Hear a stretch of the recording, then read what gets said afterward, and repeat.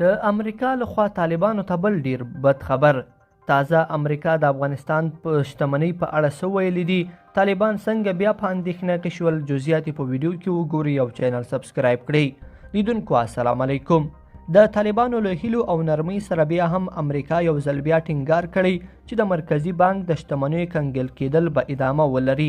دا خبرې د سپینې ماڼۍ ویاندې جین ساکي په یوه خبري کنفرانس کې کړې دي. جین ساکي وایي پوره تدابیر نیول شوي دي چې دغو پیسو ته د طالبانو له لاسرسي څخه مخنیوی وکړي او په خبره یې د یادو شتمنیو کنګل کول به ادامه ولري. هغه وایي داسې ډېر عوامل دي چې له مخې دوی د مرکزي بانک شتمني نشي ازادولی. د نوموړي په خبره د سپټمبر د 11مې له مسلې رانیولې بیا په تور لیست کې د طالب مشرانو او پر دغه ډله د شته بندیزونو تر موجودیت ټول هغه څه دي چې له مخې امریکا د یادې شتمنۍ له ازادولو ډډه کوي.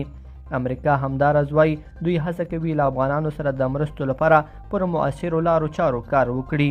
دوی وایي د دې شتمنۍ لپاره داسې یوه لاره پیدا کوي چې افغانانو ته یې ګټه ورسیږي او له بشري ناورین مخنیوی وشي.